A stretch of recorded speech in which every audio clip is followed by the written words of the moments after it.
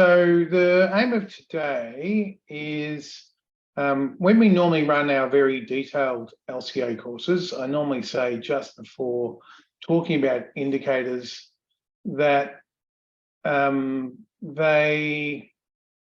it's the fastest and sort of simplest part of any life cycle assessment, whether it's in PIQET or in more detailed LCA software, but it has the most richest amount of actual science and data sitting behind it. And so it's very tempting just to grab indicators and use them because, well, you want to be comprehensive, you want to cover different areas.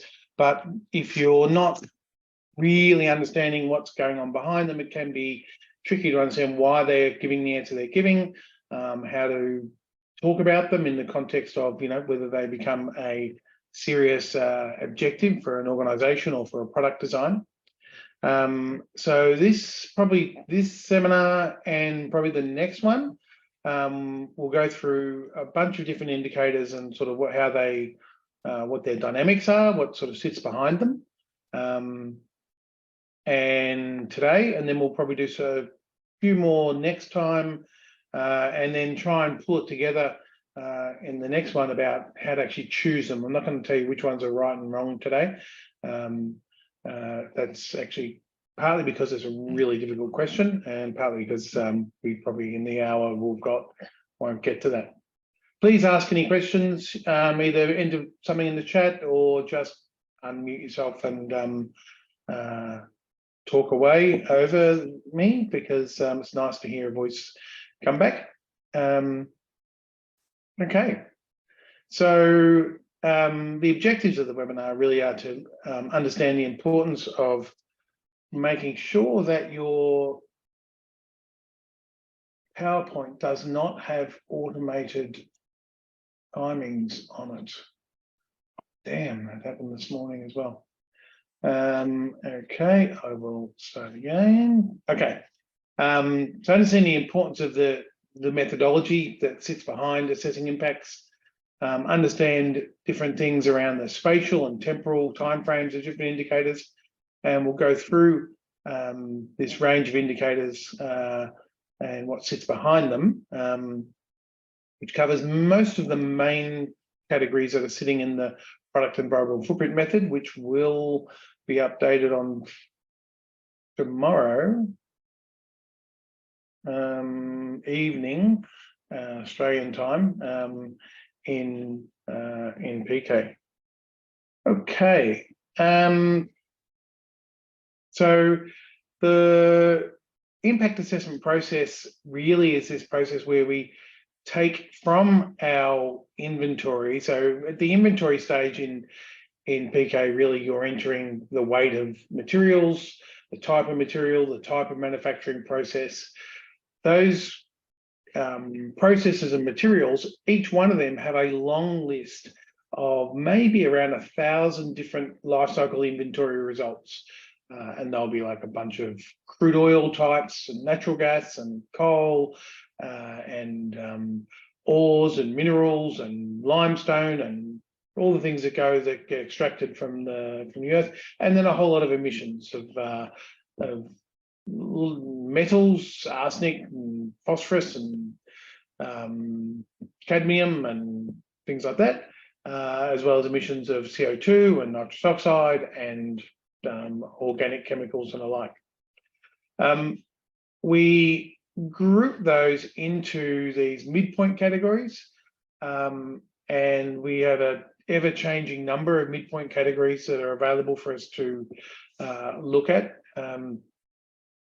And then the midpoint categories link through to these damage endpoints. So in PIQET, we mostly stop at this midpoint and you look at individual indicators, although in the new update, we will actually allow you to go through to a weighted set of midpoint indicators.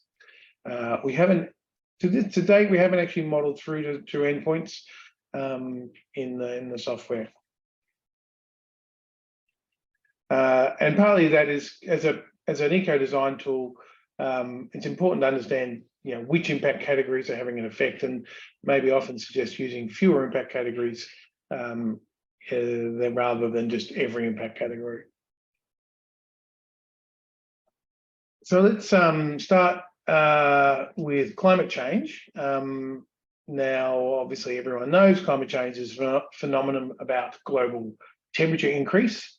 The average temperature of the oceans and the atmosphere are increasing due to what's referred to as radiative forcing, the trapping of heat by greenhouse gases in the atmosphere, and those greenhouse gases which are emitted by human beings. The main gases that are causing global warming, carbon dioxide, methane, nitrous oxide, are causing global warming, and ozone. We also have halocarbons and sulfur hexafluorocarbons. And the actual main contributors of global warming actually in the atmosphere, the largest one is actually water vapor. Traps an enormous amount of heat in the atmosphere, but it's not included as a greenhouse gas. There has been some discussion about it and some ideas that the amount of water vapor and cloud cover will vary over time and may increase or decrease the incidence of global warming, but predominantly that is not reliable as a indicator. There are many other things affecting that, but we do know that direct emissions of carbon dioxide has the main effect at 39%, and then smaller effects from ozone, methane, and nitrous oxide. Within PIQET, we use the metric we use is a 100-year cumulative greenhouse gas value, which is the cumulative warming of those gases over 100 years. And that has what that means, because the different greenhouse gases actually remain in the atmosphere for a different amount of time. Methane typically is very short-lived, and so by about 60 years, it's nearly all gone. By the first 20 years, most of the effect happens in the first 20 years of methane in the atmosphere. So some people who are trying to point out think that climate change is extremely urgent and we only should account the first 20 years will use a much higher methane value, relative value for methane than they do if you average it over 100 years. So if you average over a full 100 years, the actual steepness of that sort of slope of damage from methane becomes a lot less. So typically these days about 36, where if you take it at 20 years, it's about 86 times more potent than carbon dioxide, which sits here essentially has a very slow decay rate as it gets removed from the atmosphere. And I think the only way it actually gets removed is through absorption into the oceans. And then nitrous oxide also lasts quite a long time. Its global warming value doesn't change so much under different impact categories. But just note some bits that we do commonly use 100 years, but it's not necessarily the right number. It's just the agreed number that's used under most reporting requirements. We have updated the PIQET for using the Impact Assessment Report version 6, what they refer to as AR6 values from AR5. So this is the latest report, I think, from 2019 from the IPCC, and it essentially takes methane up from about 28 to about 36 units of global warming potential relative to carbon dioxide. The other thing which we've done, which we mentioned at the last webinar, is we now give you the ability to have a look at the different breakdown of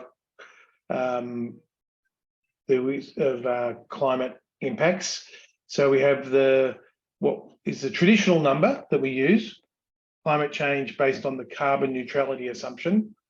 And that's where all of the flows of biogenic carbon emissions, so emissions from degradation of biomass, and the absorption of CO2 by biomass are discounted. You just don't count them. You assume that they will equalise out. What is included in that is any fossil emissions of carbon and land use of carbon. Land use change is also included in that carbon neutrality assumption.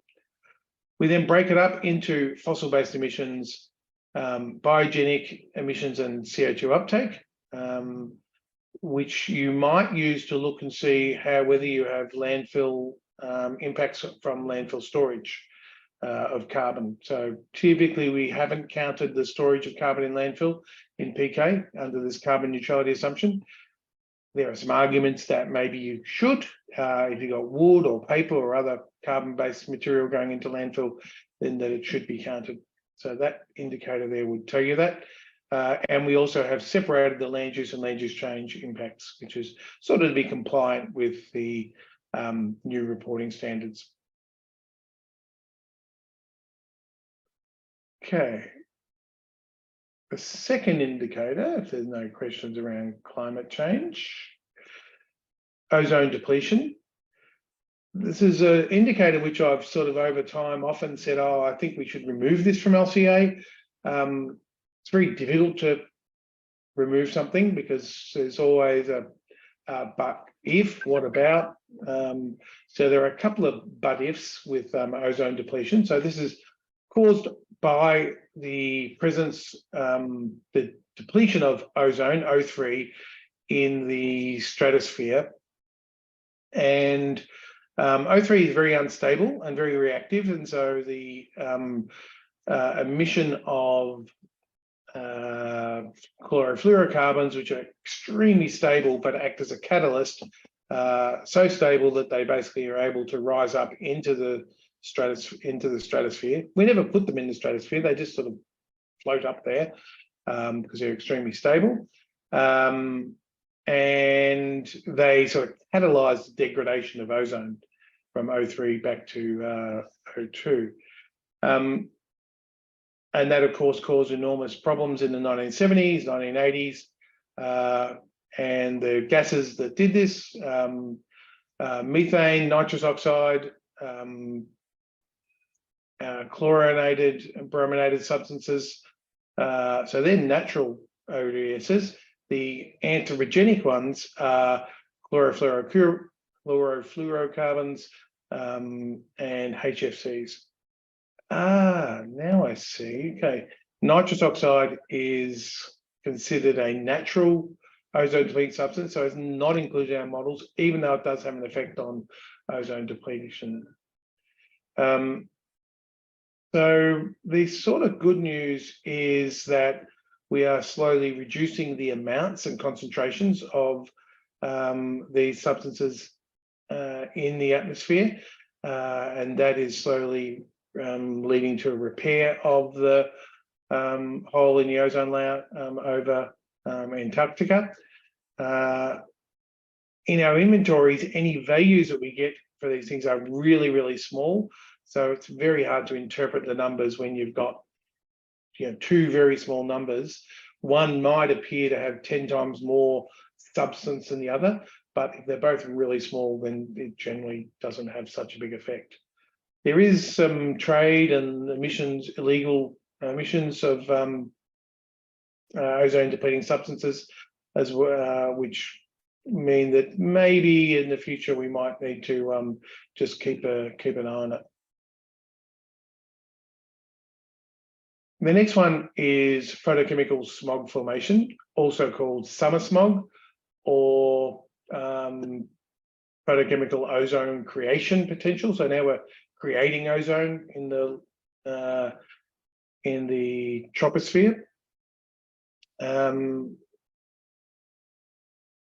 So it's a mixture of pollutants that are created when you mix nitrogen oxides with volatile organic compounds that interact to form a bunch of very nasty amines and ozone and chemicals which are irritants and toxic to humans. has a definite relationship with mortality from the data, similar to that of particulate matter. It's still an issue in some of the bigger cities, but we expect it to be a little bit on the reduce. So if we look at trends, most of the emissions were, if you go back to 1990, and even in 1990 was starting being dealt with, significant parts of the emissions are coming from fugitive emissions from fuels. So that'd be petrol stations, fuel supply chains, things like that. So that emits the VOCs, and then also emissions directly from road transport, and also emissions from solvents, the use of organic solvents.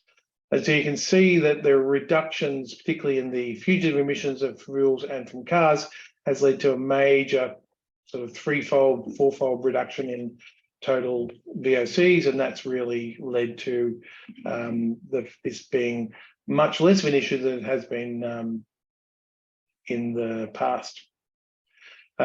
This particular article that this comes from, this is data from the UK, is pointing out that solvents, we seem to have hit a bit of a wall with solvents over the last 10 years, with the use of organic solvents still contributing a significant proportion of VOC emissions, which in and of themselves are also toxic, but they're more toxic when combined in photochemical smog.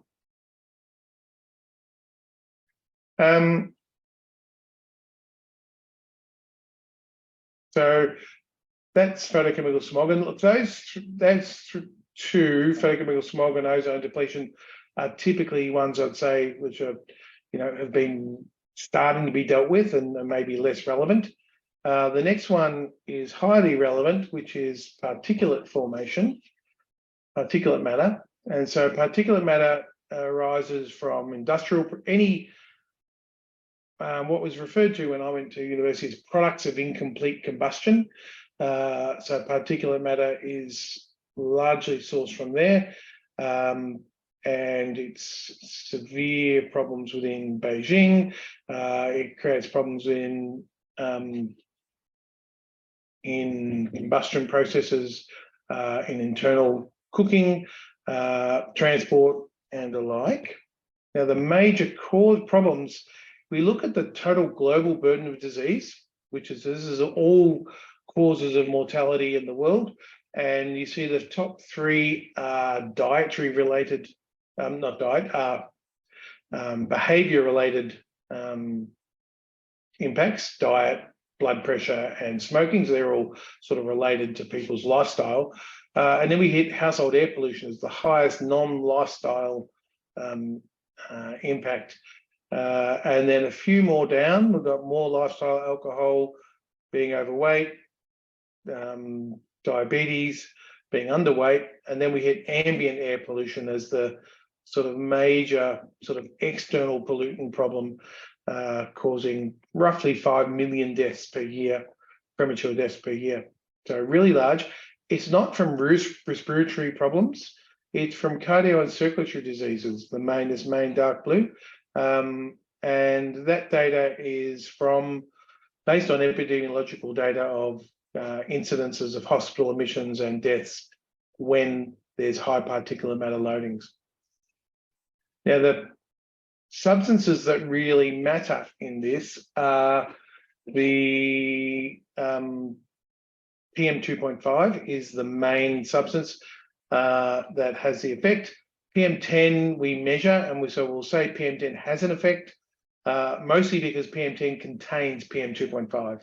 If you don't have PM2.5 measured directly, you may only have a PM10 measure, depending on the source of the data. And then you get these secondary particulates, ammonia and sulfur oxides, which act as a particulate, as acid gases.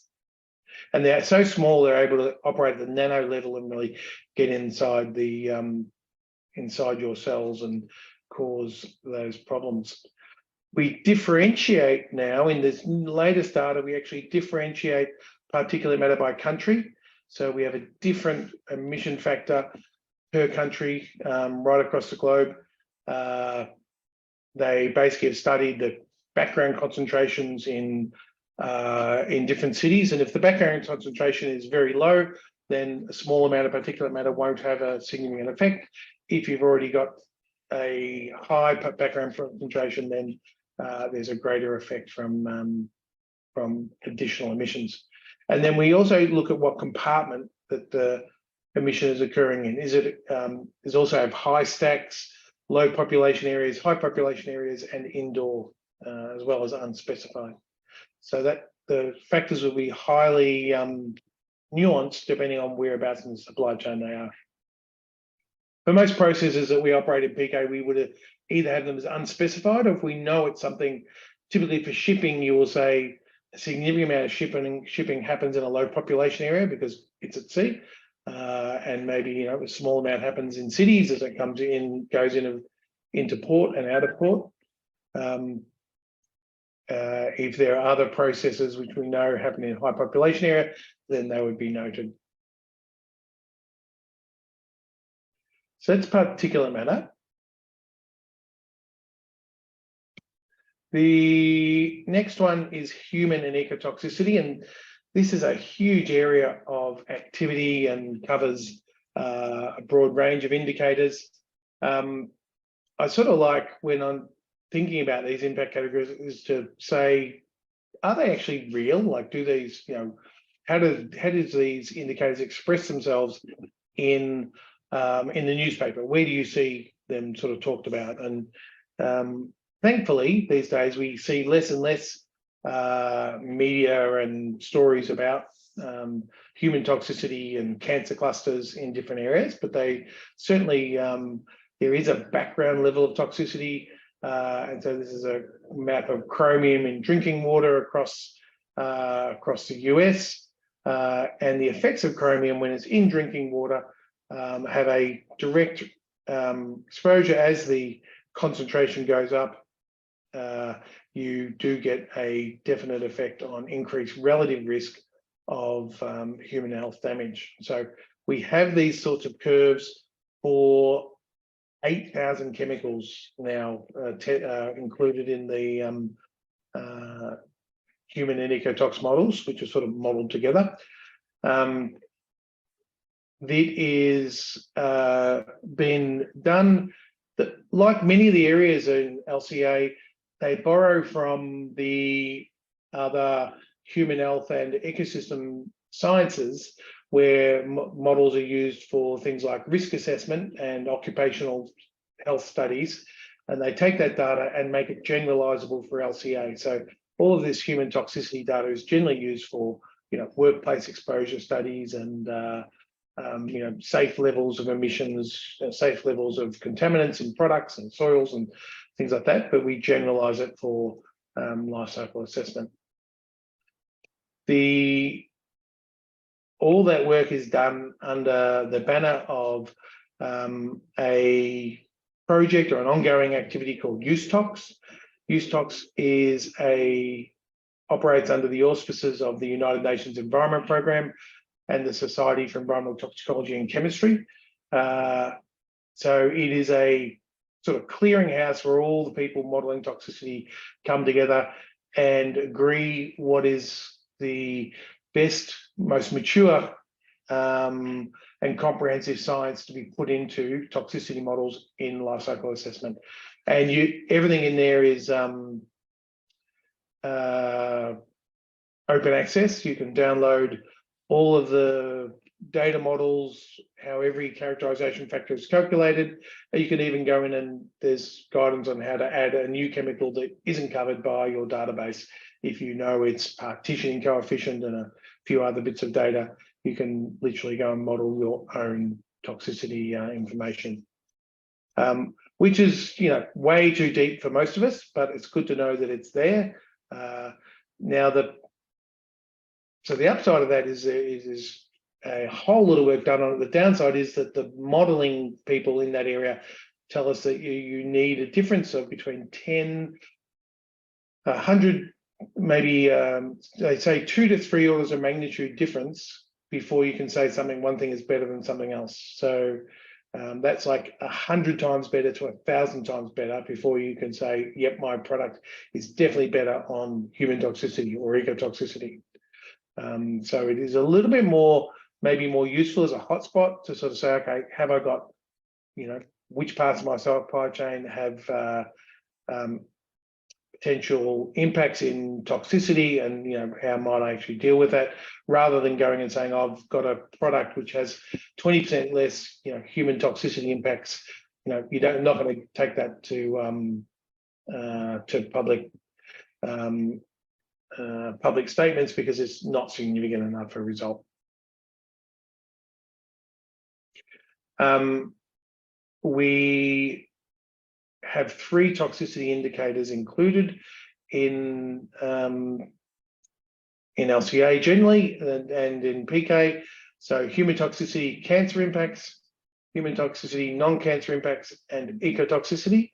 And then for each of those, you can go down, and there'll be a method to look at the contribution of organic chemicals, inorganic chemicals, and metals. And this has been separated out because the impacts from metals are much more uncertain than the impacts from inorganics and organics. Most of the modelling and use tox and things like that are based around organic chemicals rather than metals, because one thing is we deliberately make a whole lot of organic chemicals.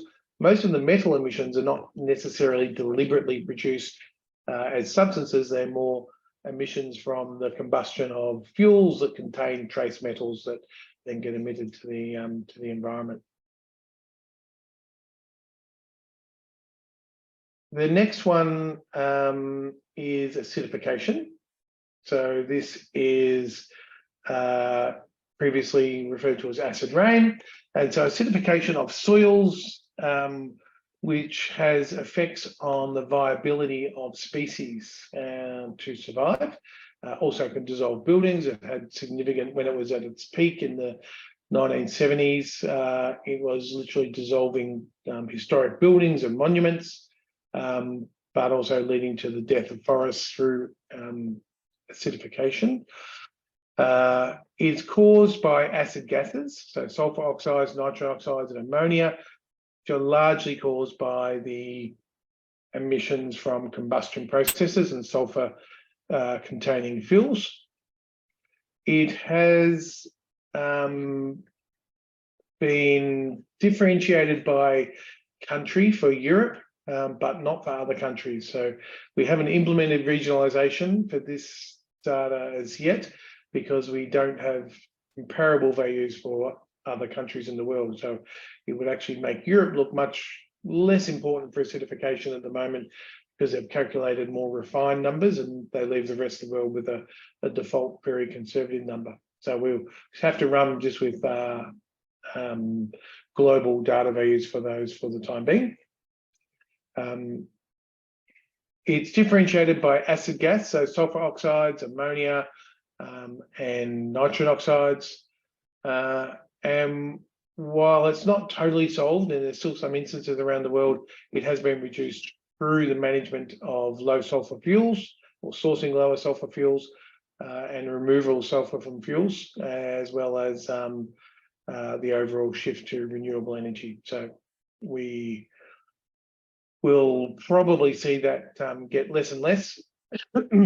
As that gets less and less, we have a different sort of acidification, which is ocean acidification, which is a consequence of CO2 in the atmosphere, which is having significant effects on species compositions and ocean chemistry, but not connected to acid gases. I think Kim has a question. Yeah. Oh, sorry. I hope this is an okay opportunity to just ask a question about this. I was wondering how you measure which metric you're using for acidification. I know that there's the CML2 and CMLIA methods.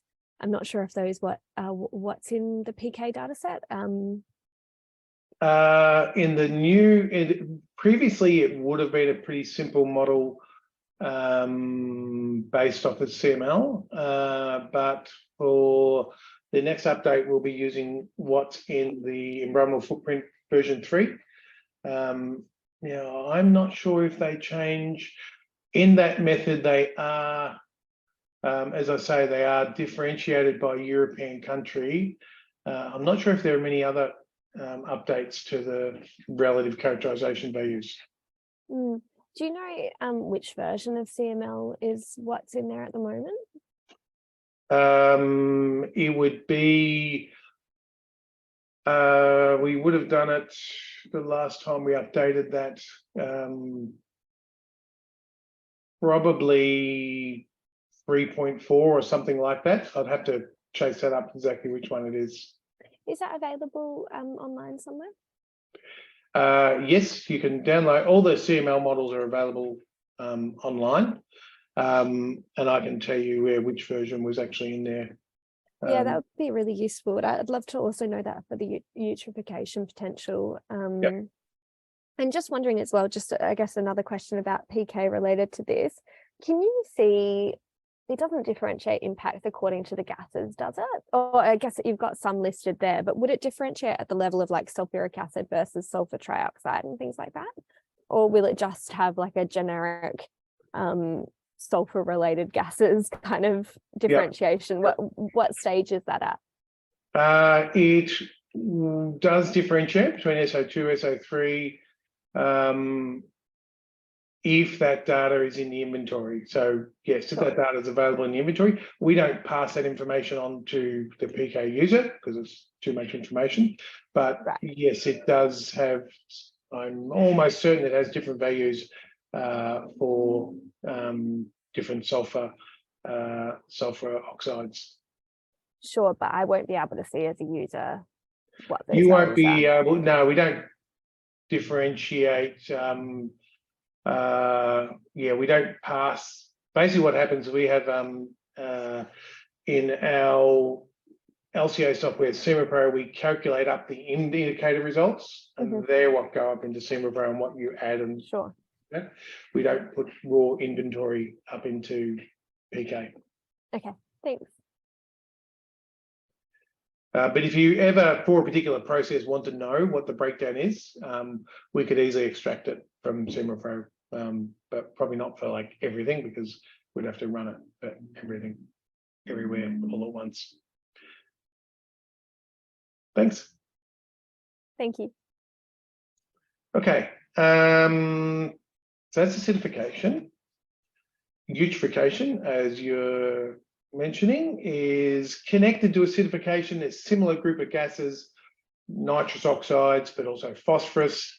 And obviously nitrogen, phosphorus and carbon are all required for plant growth. And it's the excess of these nutrients which cause eutrophication across different environments. And there are some quite complicated mechanisms, which I'm not going to go into, in eutrophication, where you'll get, particularly in inland freshwater environments, where you'll have a increase in plant growth, increase in algae, a drop down in sunlight, the death of the plants production. The plants then start to rot, and that consumes the bacteria from that, consume all the oxygen, and you end up with an anoxic death of everything in the water, and that is sort of catastrophic end of eutrophication. But there are also a lot of impacts in the before you get to that point. We have in the new data coming out of the PEF, we have eutrophication for inland waters, which are dominated by phosphorus emissions. For marine coastal waters dominated by nitrogen emissions to air and water. So in those marine environments, a lot of the nitrogen can actually come from air emissions, not necessarily from from sewage outfalls or agricultural runoff certainly contributes, but air sheds also contribute a lot of nitrogen, particularly around major cities. And then only emissions to air are included for terrestrial eutrophication. And terrestrial eutrophication represents So in Australia, we get the dieback of trees because the nutrients change the balance of the. Sometimes they can make the tree more palatable to insects because they've actually got more nitrogen and they become richer. In other instances, the nitrogen will lead to prolific growth of weed species and invasive species. So that one's an interesting one in terms of its overall, how important is it? It's very important in the sort of town planning domains. You don't see it, and probably in agriculture and the barrier reef and certain environments, it will be, in certain local environments, it will become really top priority from the point of view of environmental impact assessment, but tends not to sit at the top of people's priority list within a life cycle assessment across very dispersed supply chains.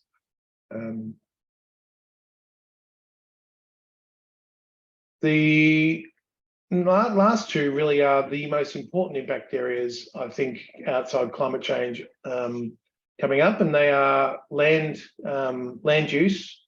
And so we provide in PK a land occupation measure, which is just the total land occupied to supply that product, and that'll include arable land and built land. Any non-natural land that you're utilising will be included in this overall land occupation metric. So you've got a little bit of sense of, okay, how many hectares of land are affected.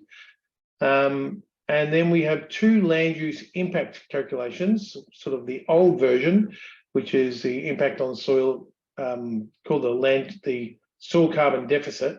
So it's the impact on the soil's ability to fix carbon from the atmosphere, and is an indirect measure of soil health. So that's the land use brackets XOC deficit, based on some work from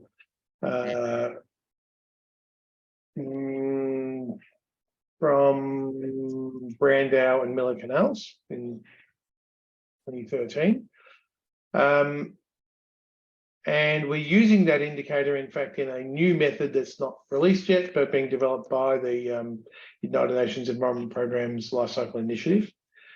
The second indicator, which is the current recommended indicator within the product environmental footprint, is missing. Oh, we've lost it. Okay. Okay, I've lost a slide, which was the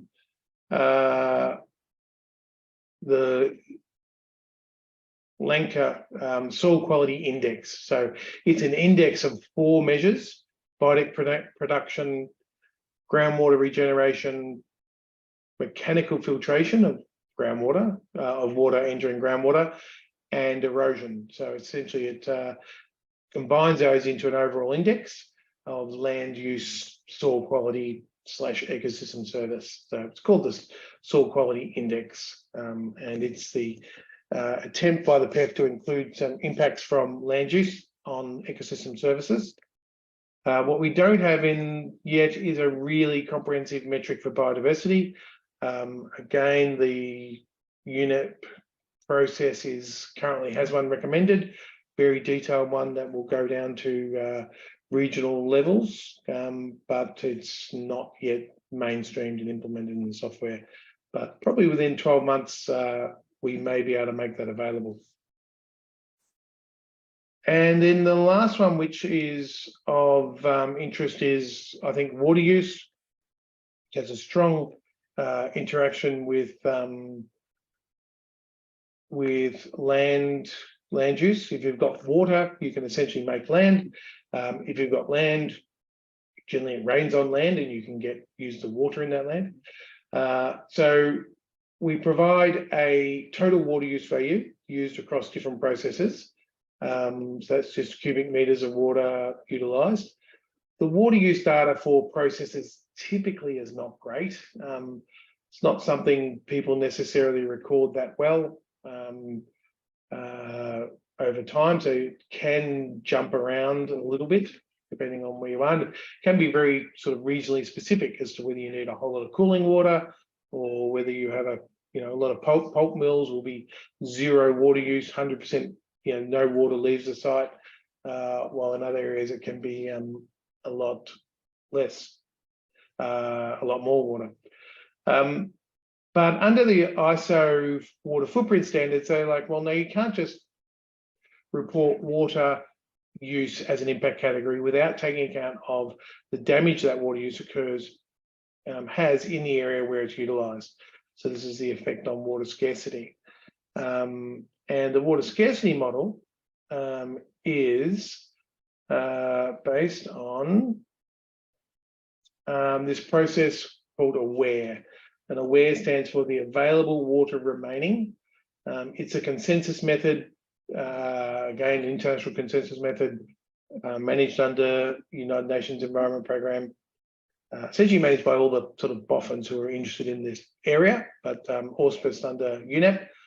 And what they do is they look in a catchment and they say, okay, you want some water from this catchment. So first they say, how much water is already being used by human beings? And that's how much water is being extracted minus how much water is returned back to the catchment. And then they say, okay, how much water is required by the environment? And that's typically 40, 50 or 60% of natural flow is assumed to be the environmental water requirement, depending on the variability within the region of water. And then, so whatever's left is the available water remaining after accounting for existing human use and the environmental requirement. And that may be a negative number because it might be that the environmental water requirement is not being met at the current time. And so certainly in the Murray-Darling Basin in Australia, we extract more water than and don't leave a appropriate level of environmental water requirement. So that the number would actually be negative.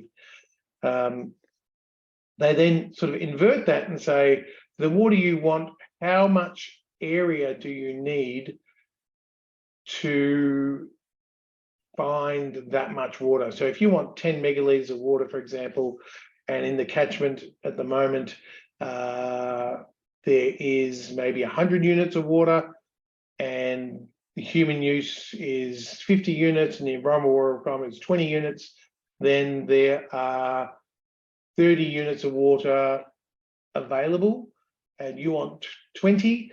So you would need sort of 2/3 of a hectare of catchment to actually, to source your water from. So that inverted number is what actually becomes the characterization factor with some complicated normalization against world averages, which I struggle to understand, but sort of makes sense when you stare at the formula for long enough. They end up with numbers that are not sort of between 0 and 1, where some water footprints are. The numbers actually go from 0.1 up to 100. Typically above 1 means that the area is under sort of significant water stress. And they don't allow the numbers to go higher than 100. So basically they cap it. You might theoretically calculate a water stress value of 1,000, but they will just limit that to 100 so that a few small, very stressed areas don't dominate the calculation. If you look at what that looks like, and this is just one of the for non-agricultural water uses, provides the water stress, water use over different regions. And you can see through Asia, the Middle East, Africa, the US, Australia, there is a significant amounts of, it really matters where you're, where you're operating. If you're in Southeast Asia, water stress is not as big a problem, although, it's still actually, if you look at the agricultural water uses, you do get a slightly higher value through there. So they will be highly differentiated by region, which is sort of interesting in itself because there's two ways to look at these. we were working on this with UNEP last week about how, if you use a graph like this to decide, you can see it's bad to put water uses in the very red bits. Does that mean you should move all your water thirsty industries to the blue bits and turn them into red bits, or which is essentially what this how this impact category would drive if you use it in decision making. And so we were looking at this in the context of ecosystem services, and if the damage is higher in some areas than others, do you want to use that in your, characterize that in your emission factors? Okay, that's a lot of information in a short period of time, but hopefully that gives you a bit of a overview of some of the dynamics in the new indicators that are coming in. Are there any other questions or comments?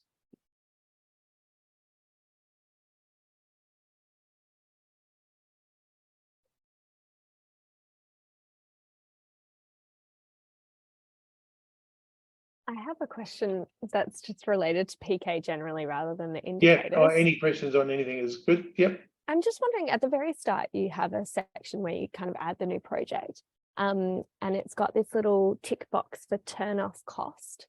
And I'm wondering what that means. What it means is if you don't click it, everywhere you go, you've got a cost field that you can fill in. And it will do a flat, non-depreciated cost across your project and add up all the costs of every element where cost is available to be entered. Mm-hmm. We initially thought we might be able to add some default cost values so that people could provide some data on costs, but it's so specific per country and per organisation. So we have it there, but after implementing it, initially we're like, man, everywhere we go, people are like, why have we got this cost field? Do I have to fill out this cost field? And we're like, no, you don't. It's totally optional. So we defaulted to switch it off, and unless you're really keen to go and do that, then you can switch it on. And in PIQET 5, we will actually provide a data file that users will be able to fill out like a spreadsheet with all of the things that we have in there, all the materials, all the processes, and you'll be able to put costs against them all, upload that into software rather than have to one field at a time as you work through it, which is quite tedious. And when you're doing your PK model, you're not thinking about getting all that data, but maybe if you want to go away and ask your accountants or your cost planners and fill out that sheet, you could then upload all your background cost data and actually do keep an idea of rough costing across the projects. So that's what it's there for. Like so many things, you sort of implement them and then you sort of need to nuance them over time. Cool, thank you, that's very helpful. Cool. Any other general questions about anything? About football, about whether Donald Trump's going to go to jail? Actually, I think I had a question on the climate change. So you mentioned that in most of the time we use the GWP 100, but that might not be the best. And you mentioned that if you look at a shorter time frame, it actually shows up as more urgent, like more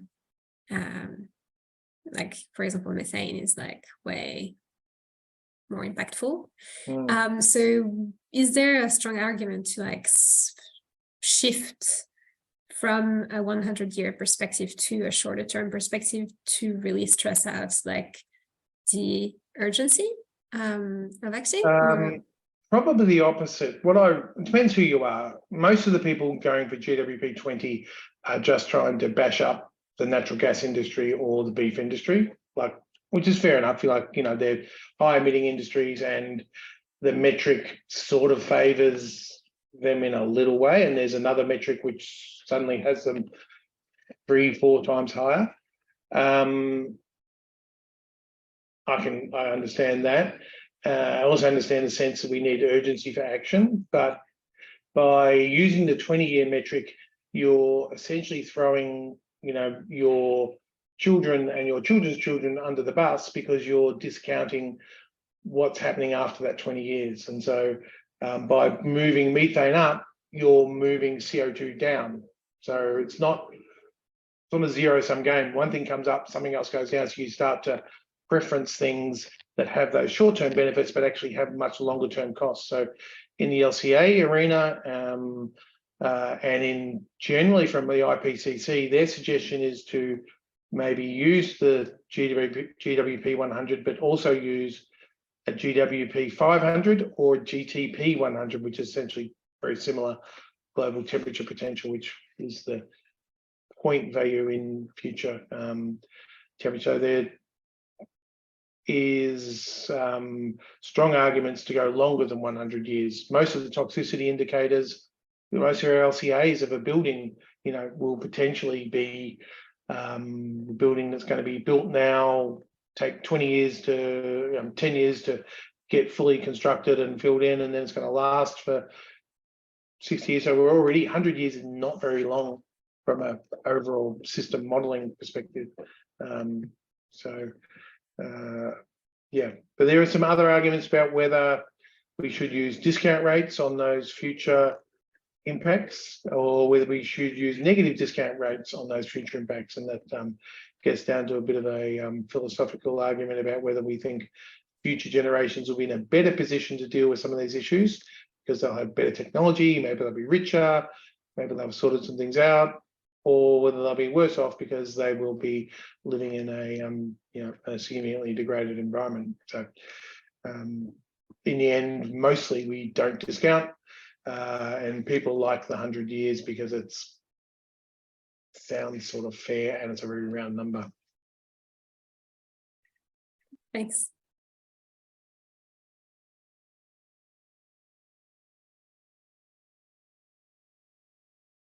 Okay, well, we might leave it there if there's no more questions. Thank you very much for attending. I hope this is sort of interesting, and we will, if you've got suggestions for other things you'd like to have covered in these bi-monthly webinars, we will aim to please. The next one is in September, so I'll send out a feedback form. And yeah, we'll also post it up on the website so you can have a look. And we'll also send out a kind of 2-page summary for you to have on hand.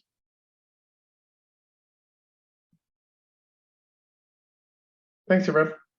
All right. Thanks so much. Bye. Thank you, Sam. Thanks, Gab. Thank you. Thank Thank you. you, Bye.